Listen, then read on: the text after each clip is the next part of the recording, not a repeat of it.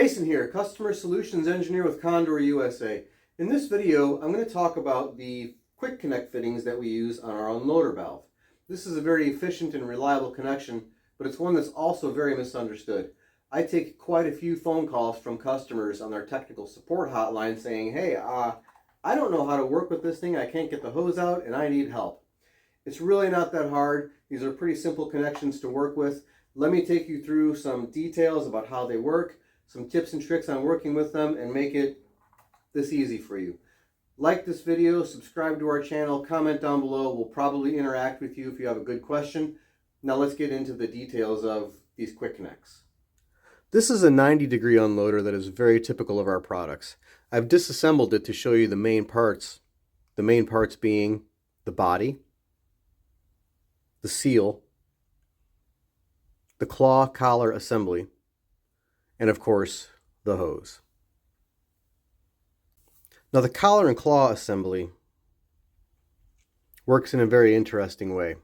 There's these little teeth on here that are angled in a way that make sure the hose cannot travel in this direction when it's locked. You can see as I press down on the collar, these little teeth kind of move out of the way and allow the hose to be retracted.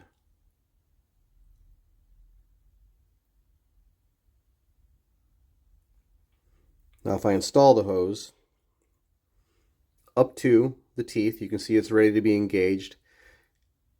Slides out relatively easy, and as soon as I engage with the teeth, I can no longer pull this out. Now if I disengage the teeth using the collar, the hose slides out.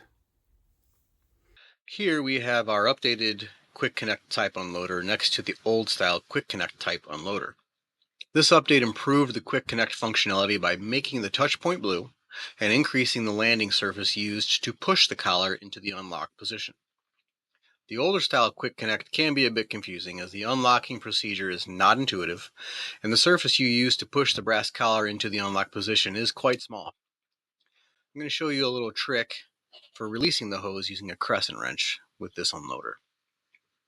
Adjust the crescent wrench so the jaw is ever so slightly larger than the hose itself. Now use the flats of the crescent wrench, push on the collar, and simultaneously pull the hose out.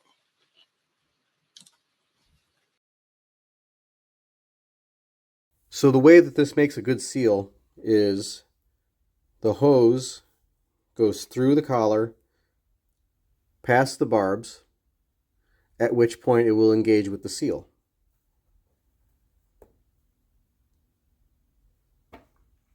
And that's what it looks like on the inside. And of course, you can push the collar and remove.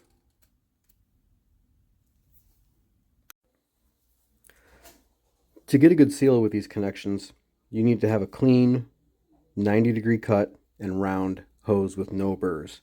Now in the process of filming this video, I have done quite a bit of damage to the end of this hose, and you can see that it's no longer clean. It has quite a bit of damage on it. Now you should make these cuts with a proper tubing cutter, but you can also use a sharp utility knife on a bench flat and make sure you push straight down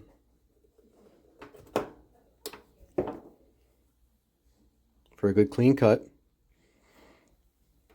Install to the barbs. You can feel the resistance push past, and now you have a good seal.